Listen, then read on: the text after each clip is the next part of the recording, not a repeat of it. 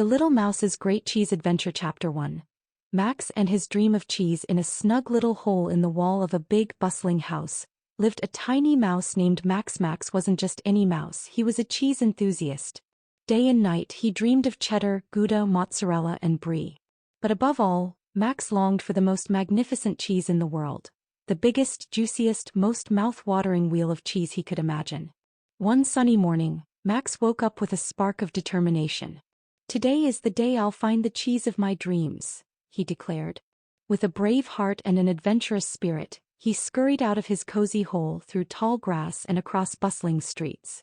The world was vast and noisy, but Max's love for cheese gave him courage. As Max wandered, a delicious aroma wafted through the air.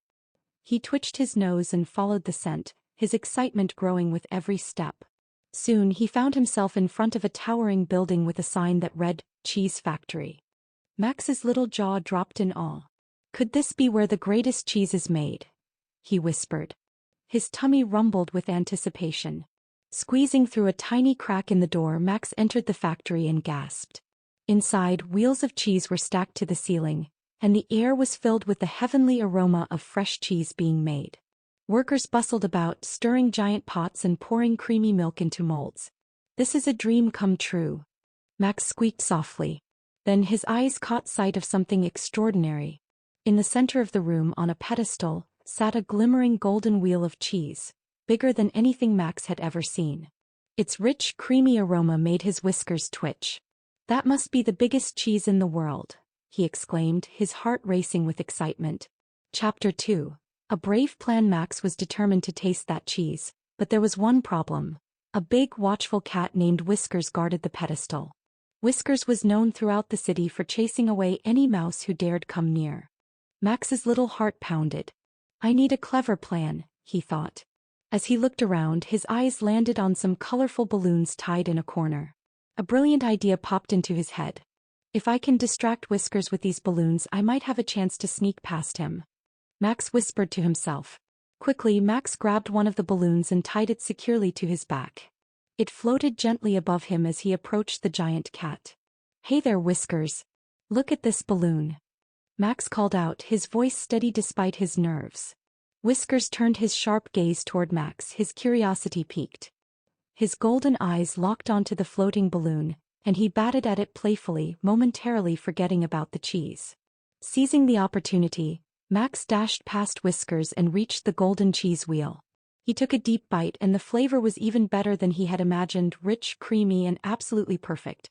Just then Whiskers turned around and spotted Max. Max froze, expecting to be chased away. But to his surprise, Whiskers chuckled. "You're a brave little mouse," the cat said with a grin. "Enjoy your cheese."